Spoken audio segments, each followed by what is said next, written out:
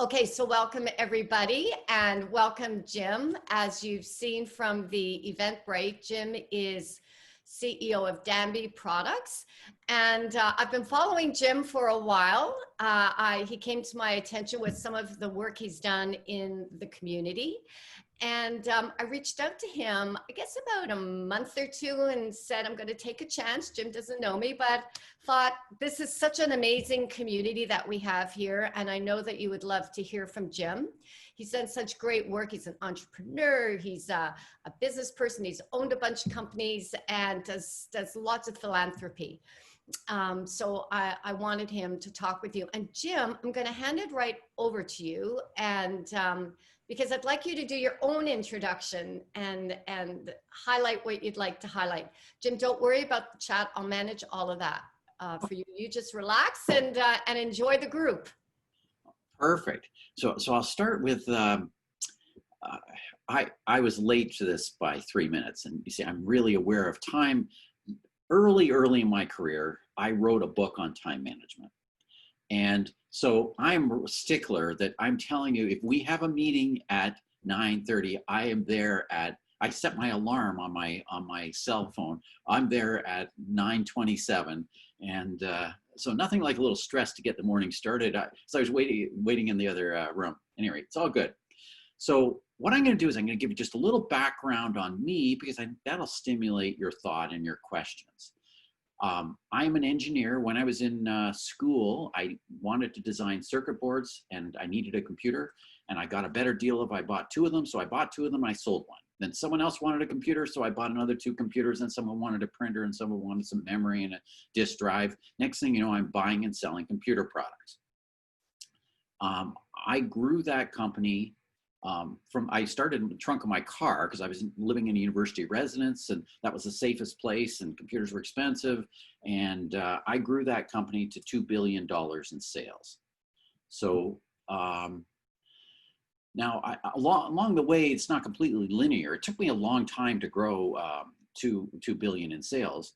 I actually was designing circuit boards. So I was designing circuit boards, and I had a team of engineers, maybe 15 or 20 of them, and then I was getting too much inventory in the office. I had a fairly small office, maybe 1,000 square feet. I needed more office space. So I took the engineering staff and I spun them into another company and gave half of the ownership of that company to the engineers. And that company is called Connect-Tech, is still in business today. And my partners in that business have been my favorite partners for over 30 years.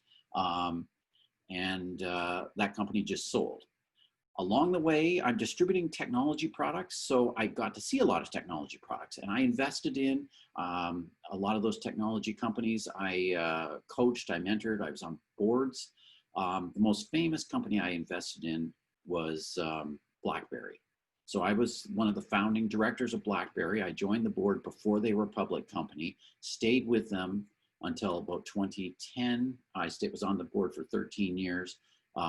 When I started, they had 200 employees, and when I left, they had 18,000 employees.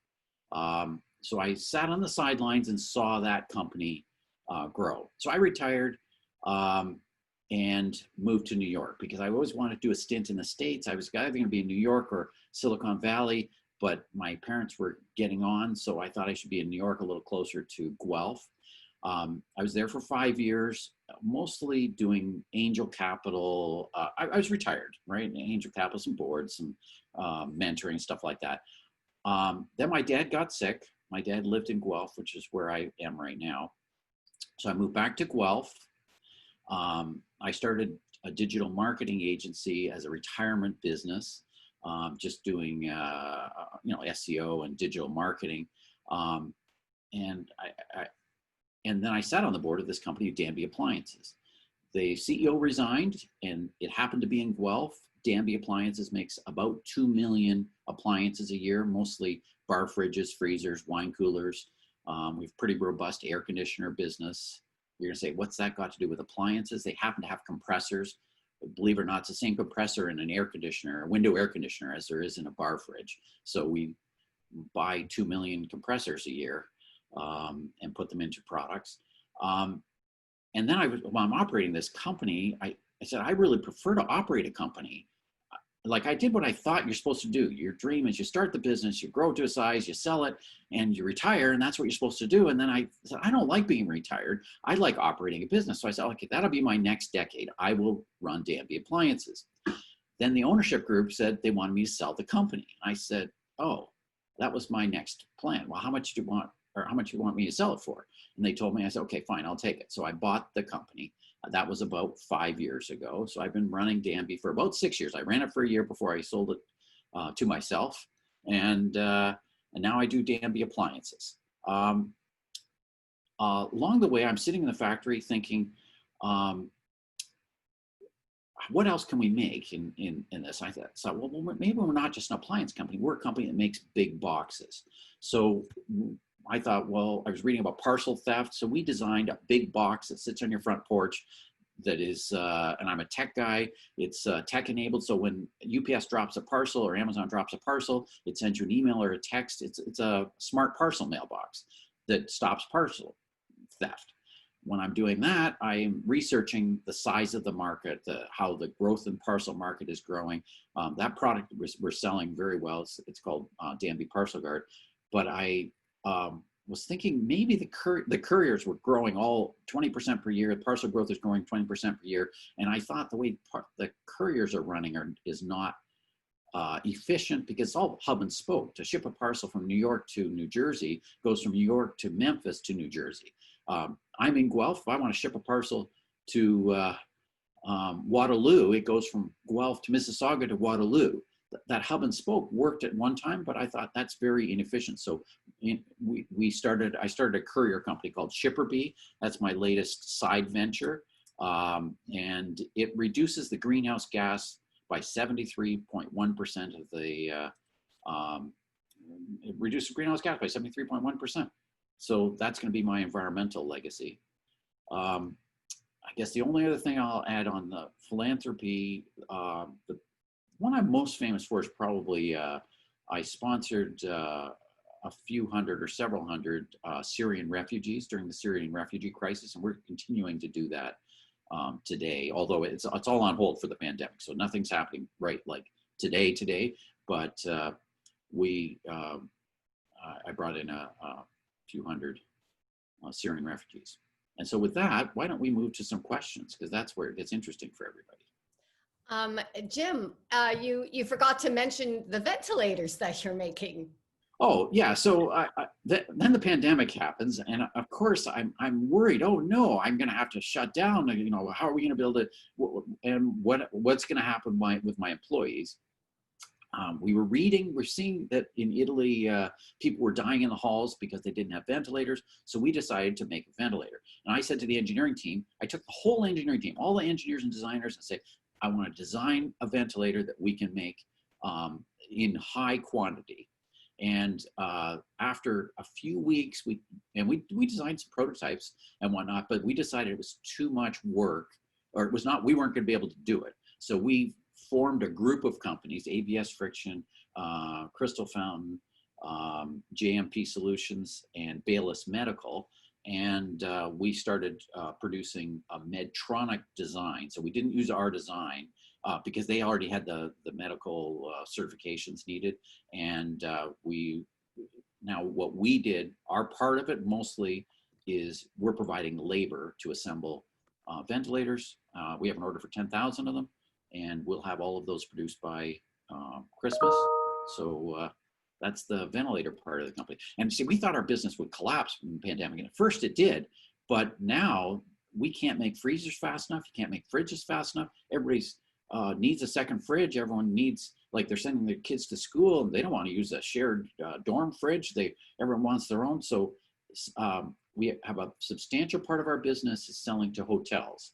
So we have a 30% market share in all hotels and motels in bar fridges. That's a huge, and you know what happened to that business? That went to zero. Like Holiday Inn, Marriott, Ritz, nobody is buying bar fridges. Nobody's upgrading. Well, you have the one projects that were ongoing, but that business evaporated. Those bar fridges that the hotels want tend to be slightly smaller than what most people want. So we are selling more of the mid-size, but we already had those products. It's easy to retool and whatnot. So that's sort of what we're doing in pandemic. I guess the net of it is making ventilators. We ended up hiring not very many people, but an extra 100 people to where I thought I was worried we were going to have to lay everybody off, and that was my fear, right? So that's like so amazing, and it rolls off your tongue like it was no big deal. I started this business, then I started that business. Ingrid has a question for you. great. Hi, Jim. That's such a great story. And to Deborah's point, it is rolling off your tongue. You seem to move from business to business venture and just keep building. So as an entrepreneur, what do you think are the core skills you need to continue to build and innovate on business? I'd like an easier question.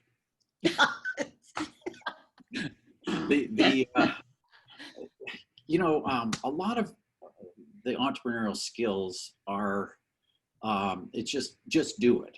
So use the Nike expression, just do it. I believe in failure. So fail often, fail fast, fail cheap. So what I do is I try a lot of things and see what works. Like the ventilator project is a perfect example. It is possible that we found out we couldn't make ventilators. What's the worst case? I would have spent 6 weeks of engineering time and design time, and the organization would actually be inspired by that because they could see we're trying to solve a problem. So I believe in fail often, fail fast, fail cheap. I believe as leaders, you also need to have naysayers. So you need to surround yourself with some people that are willing to say, hey, Jim, that's a stupid idea and whatnot. But most of the stupid ideas that I have, and I have way too many ideas and many of them are stupid. You don't even know that. I invested in 150 technology companies.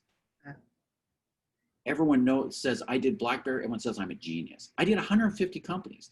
I had 100 bankruptcies on 150 investments. I've exited from 25 of those. So everyone says, oh, you're a genius. You did BlackBerry. Yeah, you're a genius. Did BlackBerry. Well, what about those other 100 companies? I don't even remember the names of because you don't know it. But that's fail often, fail fast, fail cheap. So ideally, you didn't put too much money in. You failed without spending too many board meetings and too much time. But that comes from experience that sometimes I would spend too much time and too much money on the failures. The other message for entrepreneurs, when the pandemic first happened, I think I was like the rest of the world and said, oh my God, the sky is falling. Among other things, it does not fit my leadership style. I am a hands-on leader. I walked through my factory to get to my car, even though I don't have to walk through the factory. I eat lunch in my lunchroom so that I can talk to someone. I actually will sit down next to anybody and I introduce myself if I don't know them, and then I will eat half my lunch and then I'll go around to the other table. So I just go from table to table and eat with everybody. So I'm really hands-on. I learn more by walking around. All of a sudden pandemic happens. I'm working home. All my office staff are working home.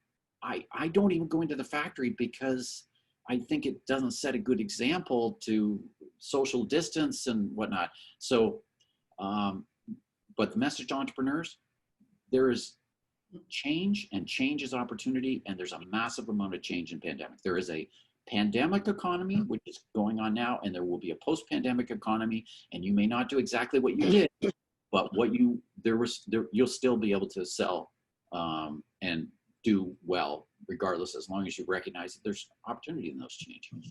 Jim, Thank you. That was we have some, thanks, Ingrid. We have some questions, but here's a personal question that I always have for amazing people like you. Like, where did this come from? I mean, what were your parents like? Somehow it was instilled in you at some point in your life that this was okay to do. You don't have to worry about failure, because a lot of people have this inherent fear of failure and what will people think of me. But your upbringing must have taught you that this is okay.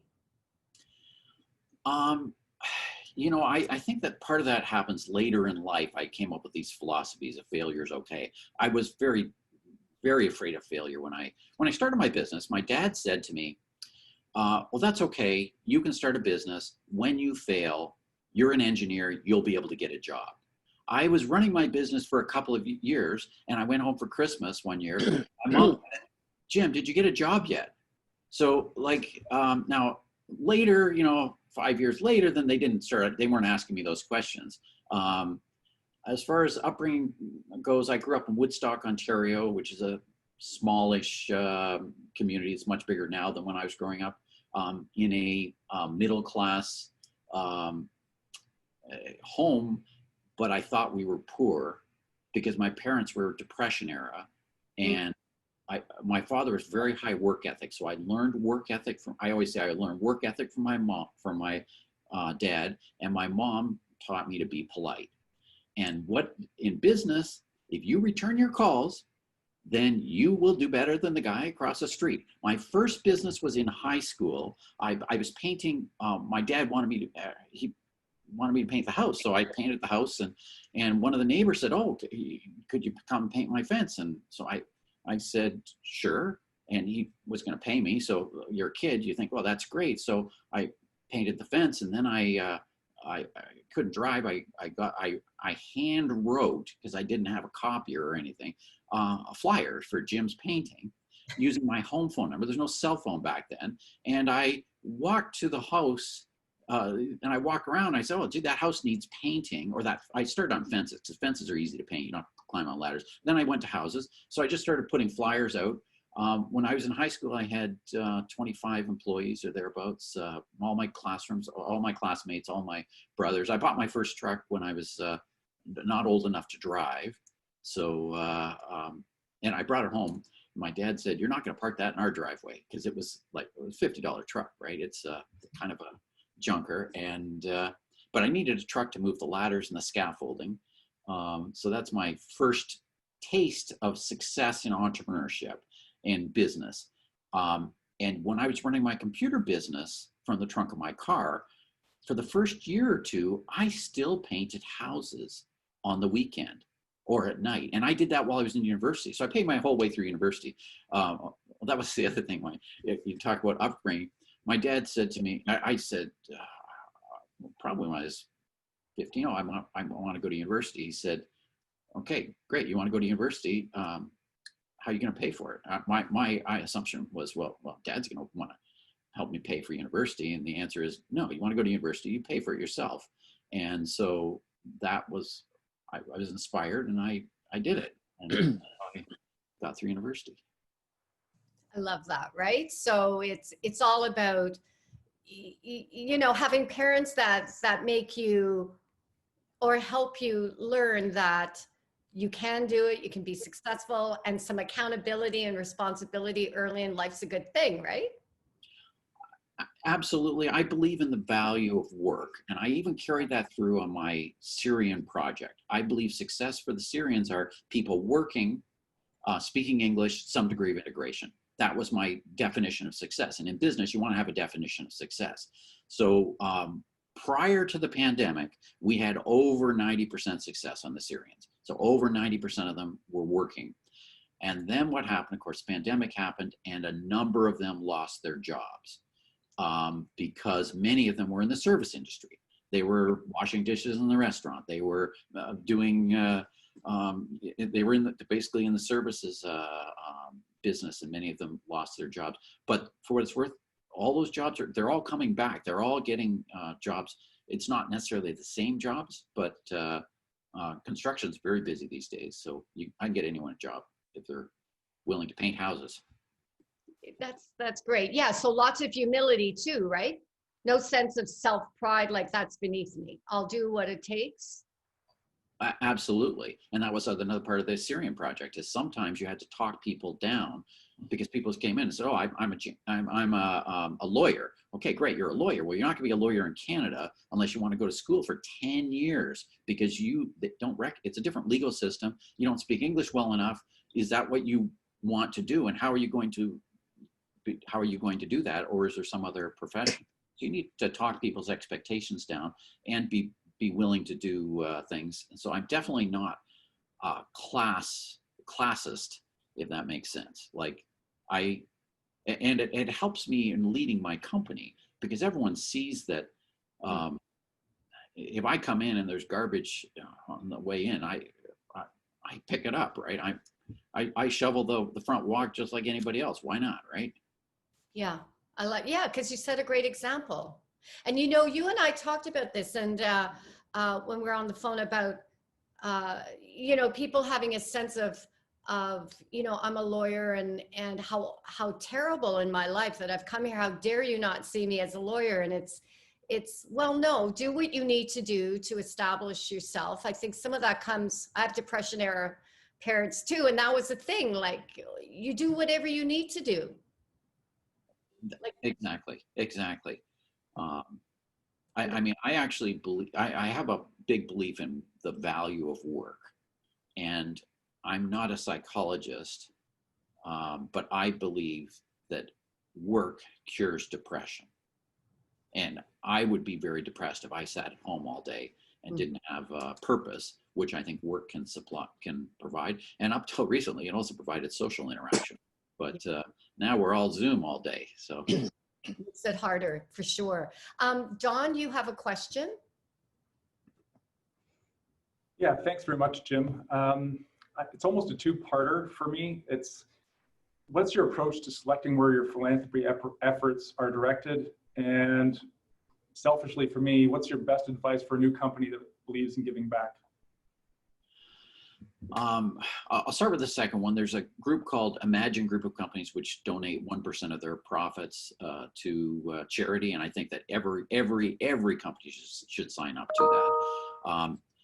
One of the challenge, my philosophy on wealth is enough, and that is not normal for many wealthy people. I have billionaire friends who need to make more money, and it's just the way people, I don't, there's something that happens in wealthy people. They get this switch flick. They just need to make more money, where what you should do is you should go to your accountant every year. You know how much you need for security, safety, to live, and you should give away everything above that. So that's how I figure out what my budget is to give away. And then of course I went and bought Danby and got myself in debt because I had given away and whatnot. And it's more difficult when you run a business on that. As far as what to give philanthropically, I was flamed quite badly over my refugee project. And for what it's worth, I would be the biggest contributor to the Salvation Army in Guelph and Hope House and drop-in center, the homeless drop-in center. And I donated fairly generously. Lots and lots of causes, Stephen Lewis Foundation, brain tumor, Nature Conservancy, stuff like that. But I like to give money where I can make a difference. I believe, like being in business, choose something that's the right size and the right size for you. But I am also completely ambivalent where the money goes, where you choose to put your money, because I got flamed when I did the refugee project because people said, "Oh, why don't you give to the homeless? Oh, what you don't think people die from cancer? Isn't that more important to help?" So I always say, well, look, if you want to give to cancer, you give to cancer, and I'll give to heart and stroke, and one's not better than the other. But some people are going to pull up this, just no more people die from cancer than heart and stroke or whatever. I do tend to look at the overheads of charities I give to. So I don't like giving to charities that are primarily for-profit businesses, almost, if you know what I mean. So that's another gauge. I like to give 100%. But there's no easy answer, but don't lose your altruism. If you're going into business that you want to make a difference, I have seen people who go into business who never get around to making that difference. And so it's important to give, I think, all along. And I don't think Thank you very much. Yeah, that's great advice. Thank you. And you had another part to your question, Don. Actually, he covered it off at the beginning. Okay. He liked my second question better. So, yeah. Thanks, Jim. Good, thank you, Roger. Hey, Jim.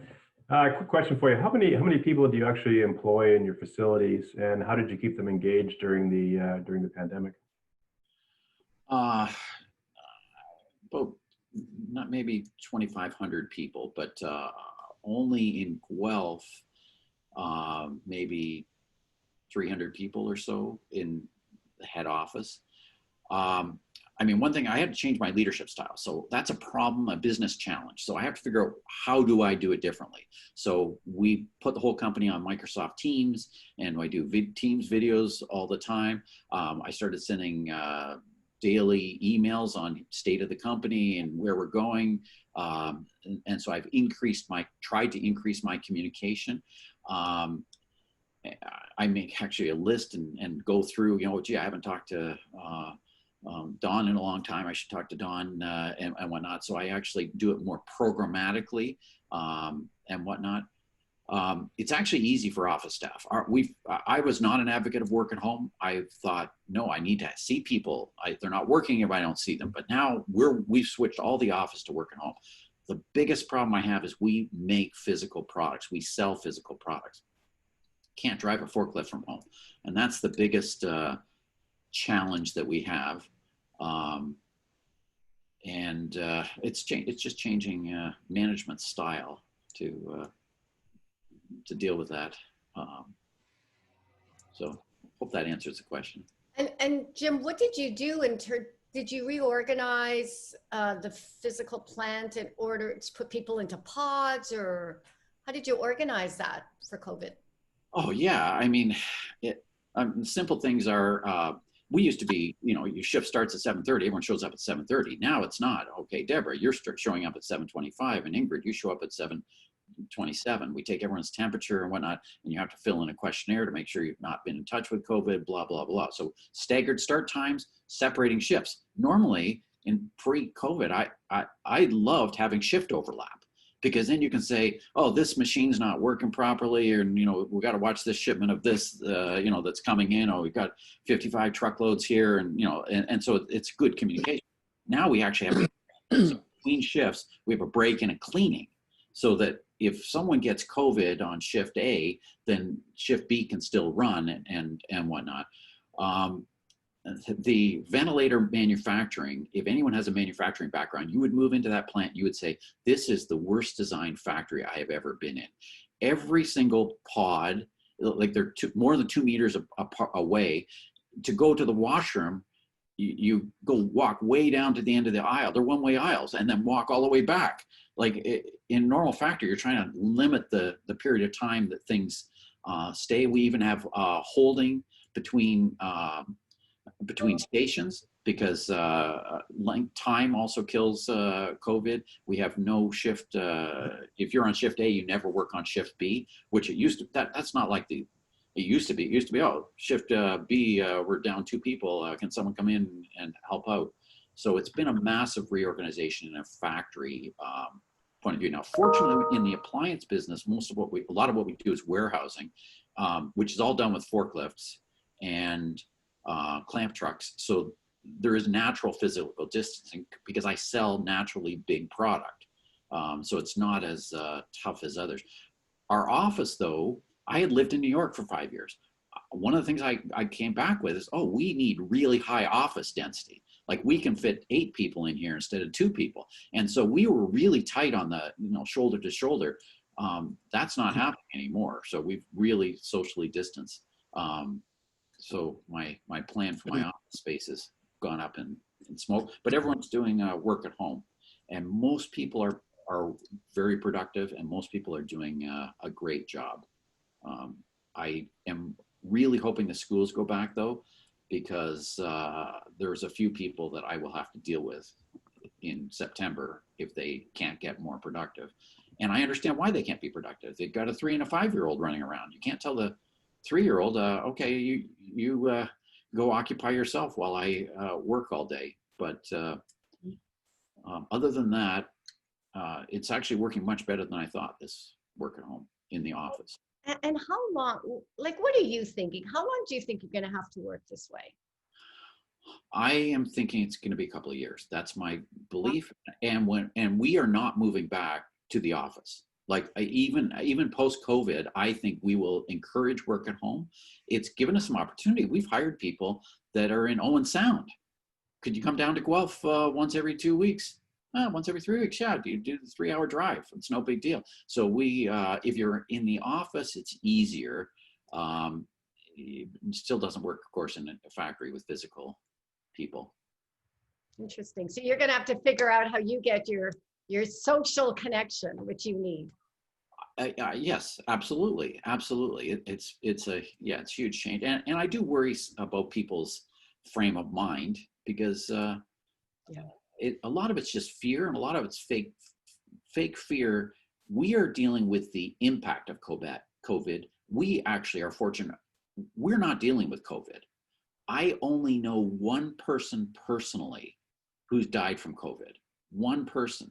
And I didn't know him very well. He used to work for me 20 years ago.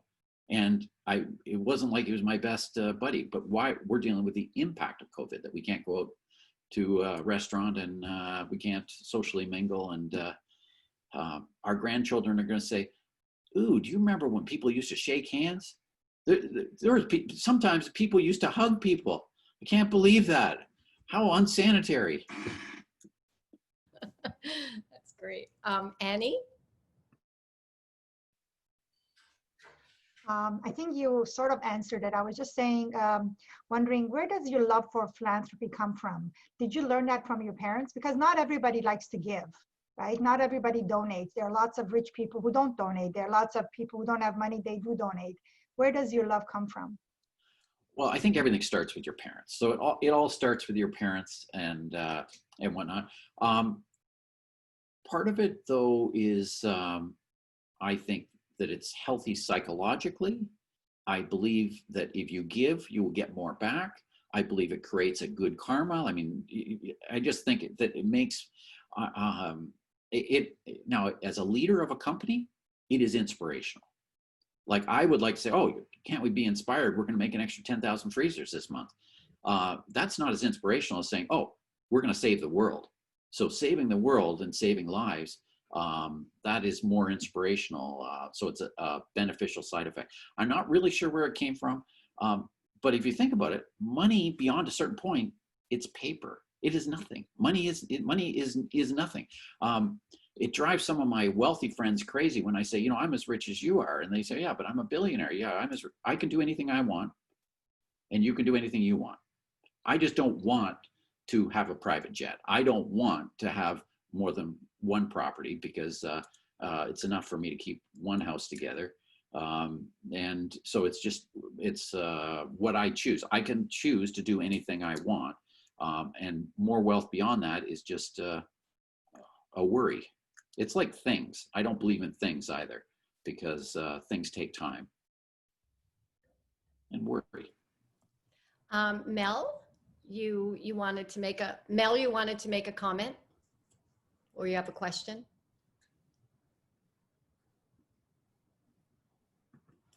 Mel?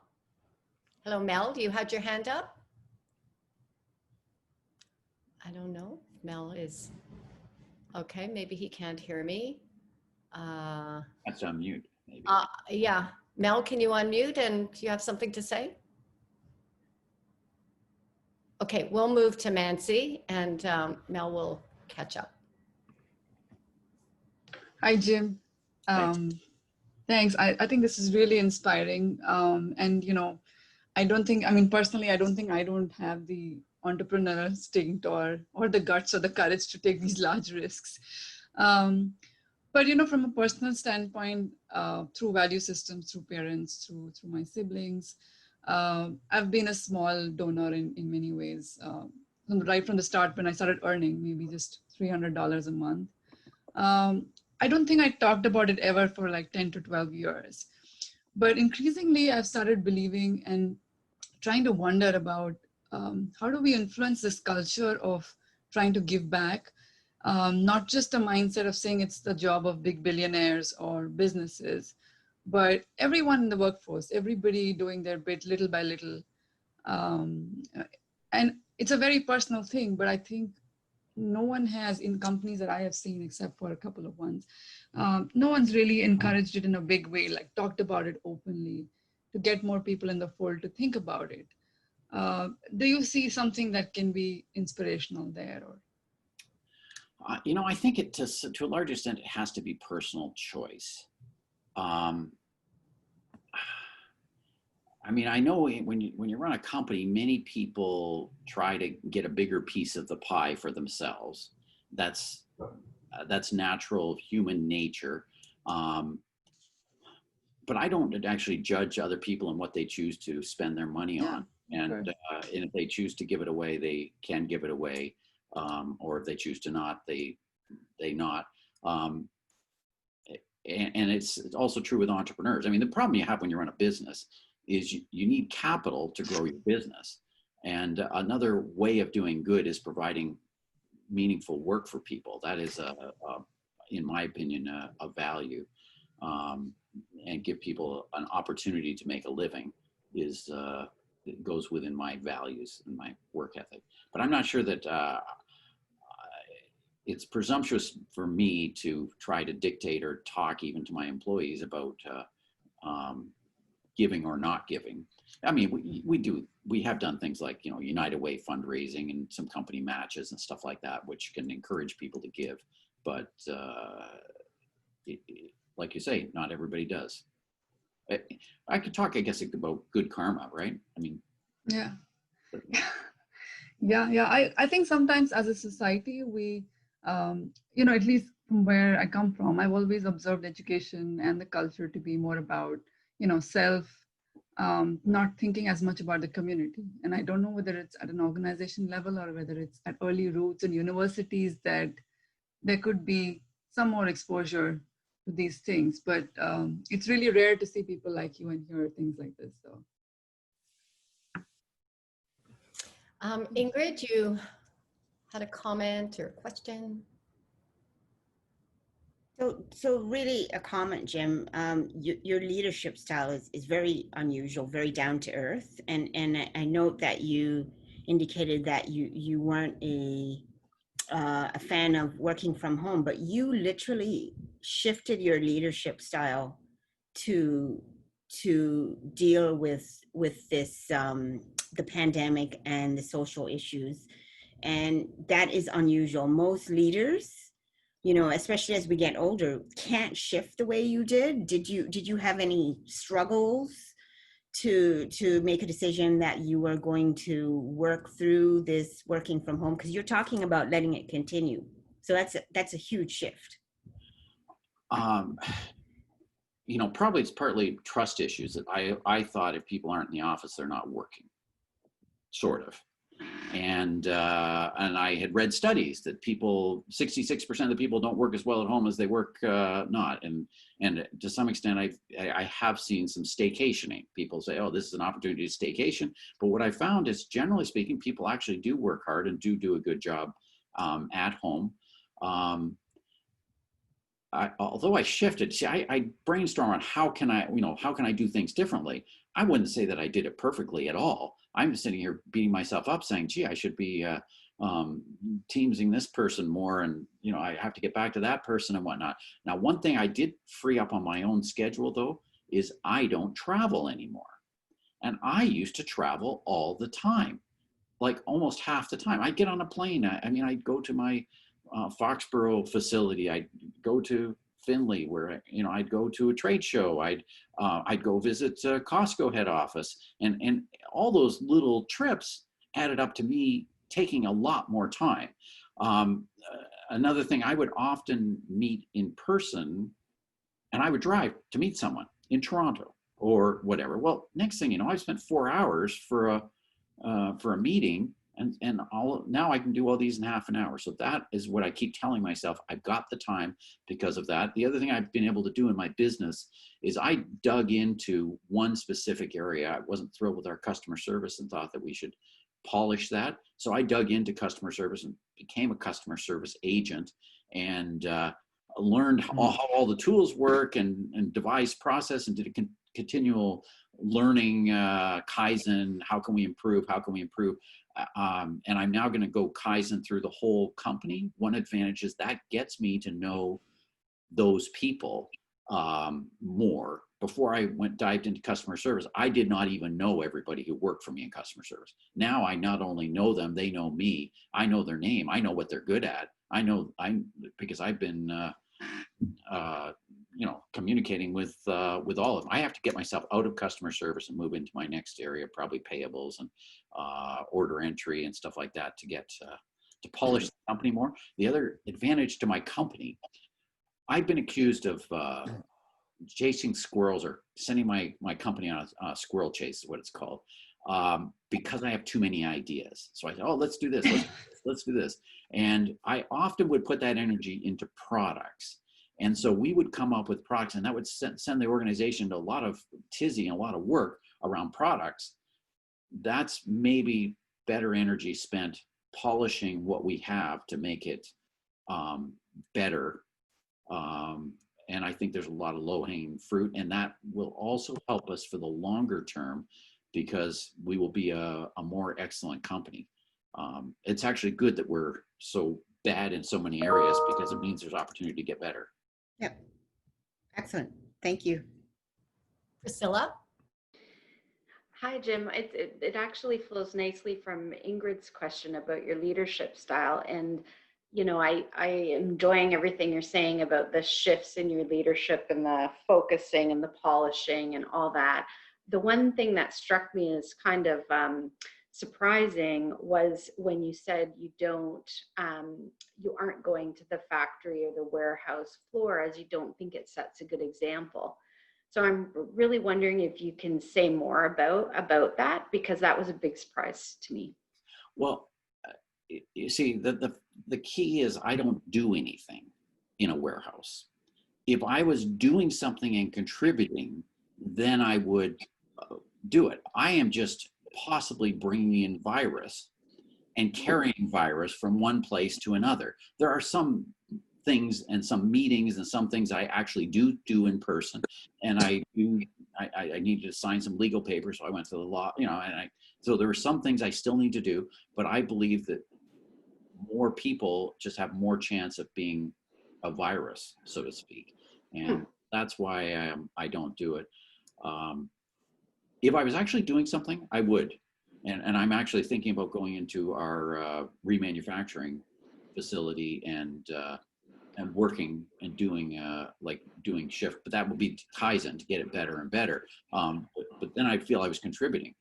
Otherwise, if I just walk in, and I used to like actually going back to the shipping office and shaking hands with the people, and now you don't shake hands with anybody, right? It's, Yeah, I guess it's the chatting with them and talking to them. I imagine it's harder for them to connect with you if you're not there, because I can't see your forklift truck right. drivers on a Zoom or something, but maybe they are, and that's why I'm not getting that piece. No, they are not. But then you also have to realize that I'm certainly not their primary contact. That's their fair. Supervisor is their primary contact. So what I have to do is to get leverage is make sure that I'm talking to their supervisors. So I do talk to the supervisors. One of my tricks in the past, I used to do walking meetings with people, and I had to walk every 2 weeks with the person who runs reverse logistics, and I'd walk every 2 weeks with the person who runs accounting, and every 3 weeks and I had a schedule. Some people were every 6 weeks, some people were every week. And I did walking meetings because I think it's healthier than not. And I think it's healthy for people to get outside. I did take that schedule of walking meetings and make sure that I touch base with those people the same amount of time. So I schedule calls morning to night, and most of them are video. So I do still get to talk to those. And to some extent, I'm also scary because I'm CEO. So I won't be as scary though if I'm doing a Kaizen project. So I can go into payables and talk to people in payables when they know that I'm going to try to look at the process, and they'll teach me how to run payables, because I don't know how to run payables and whatnot. And so customer service, I found that it worked very well when people saw me doing their job, and I had to defer to them. I didn't know how to do the job, right? So they would, it's showing them respect. Listen, can you tell this person how to connect this air conditioner? I don't know how to do it. I learned some over time, but it's unlike most organizations where the leader knows more than the people working for them. That's not my case at all. In all this stuff that I'll be going in Kaizen. I might do reverse logistics because we've got an issue in that, and that would be a good hands-on project. Thank you for that. That was really helpful. Yeah, I was thinking that too, Jim. When you go and work with those teams, they must be tense. Oh my gosh, the CEO is going to come and look at our stuff. They must be nervous at first. Yes, I mean, the challenge you have when you do a 5 whys review is everyone thinks that you're going to get rid of their job. Everyone thinks that you're going to find that you're there to criticize. And so you have to build support. And the wins, I try to do that by publishing the wins that we got in another department so they could see how we were able to do it. We reduced the number of customer service calls by 40%. How did we do that? Whenever someone wanted a manual for a product, we sent them the manual and we posted it on the website. Someone wants to know the dimensions of a product, we sent them the dimensions, we posted on the website. Someone, we made more process for extending warranty. We made it so that it's more automated.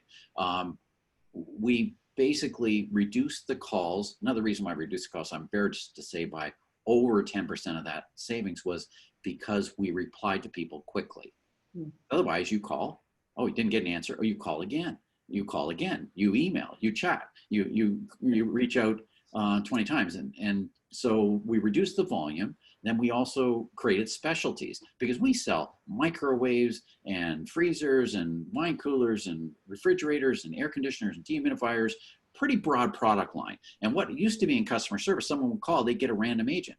They say, I want to extend my warranty. Oh, what are the dimensions of this freezer? And so you're dealing with so many products, but by channeling all of the dehumidifier calls to one person, because we switched, and instead of you call in, you fill in a web form and we call you back, or then the specialties, they can do their job 25% faster because the person who's doing dehumidifiers, he did 1,000 calls.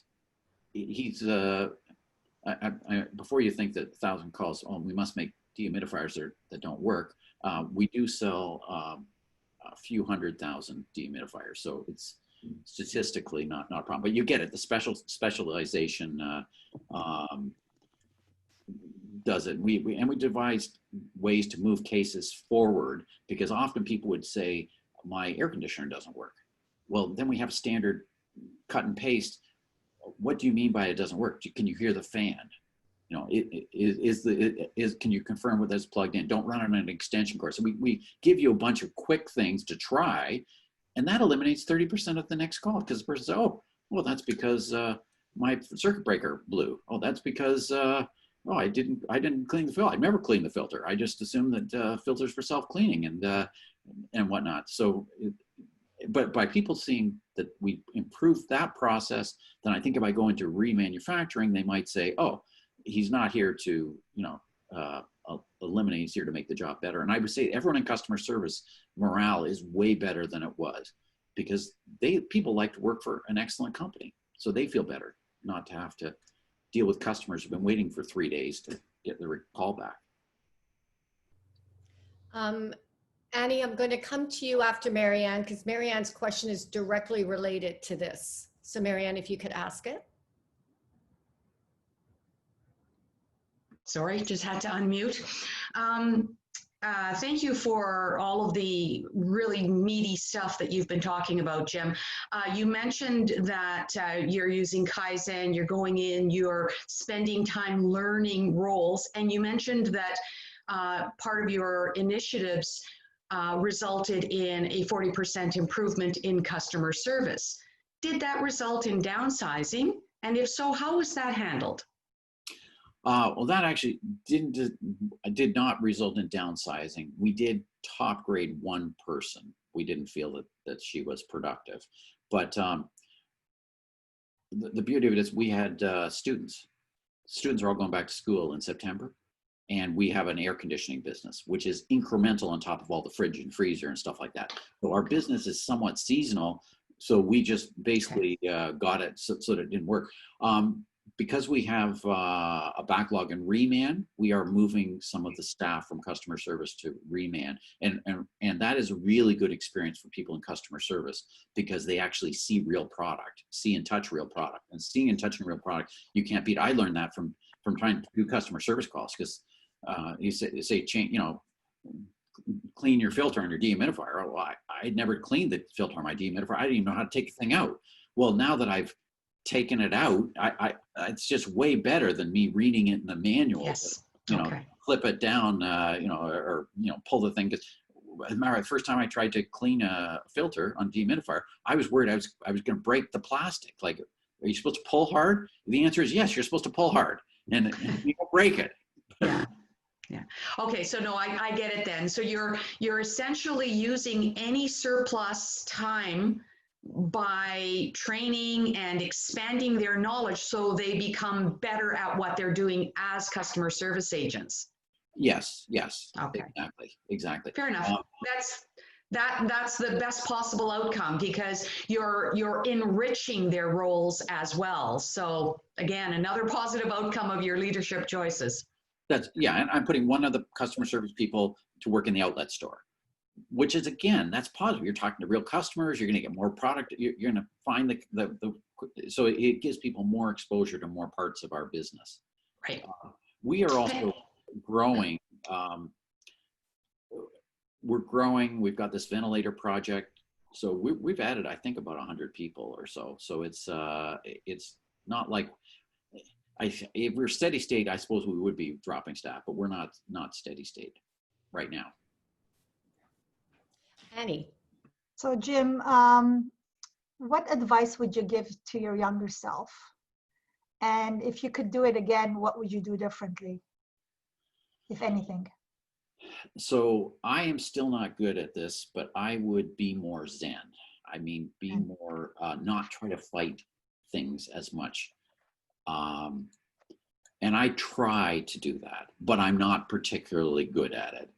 And to some of that is trust. And so trust in the people and let more people do more things.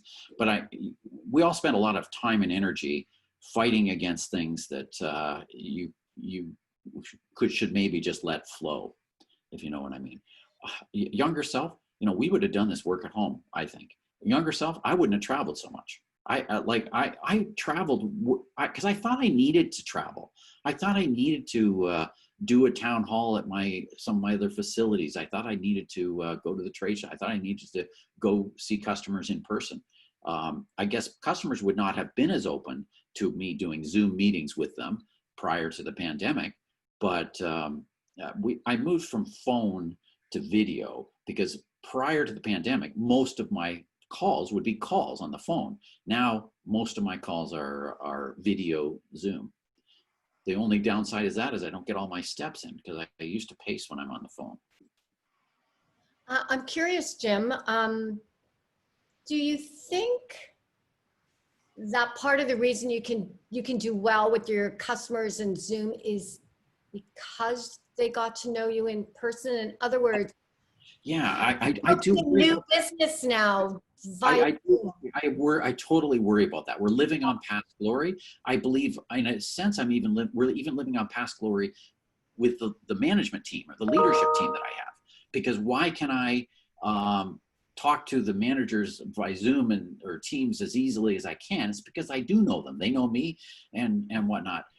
I do worry structurally what happens to companies 5 years from now if there isn't more in-person contact. So I do worry about that. And then someone asked me earlier, how long do I think this is going to go on? I think it's going to go on for 2 years. So the question is, if it goes on for 2 years, we can probably take a 2-year hiatus. And then maybe we have to work on rebuilding more in person. But then we'll figure out more what that is. And I know for myself, I've learned a lot about travel. Travel was not all productive. I traveled too much. And I'm hoping that more people will keep doing Zoom with me. But I do think you build a better relationship in person, obviously. Right? Well, we're all part of this great experiment, aren't we? Yeah. So we're at 10:30. I want to respect your time.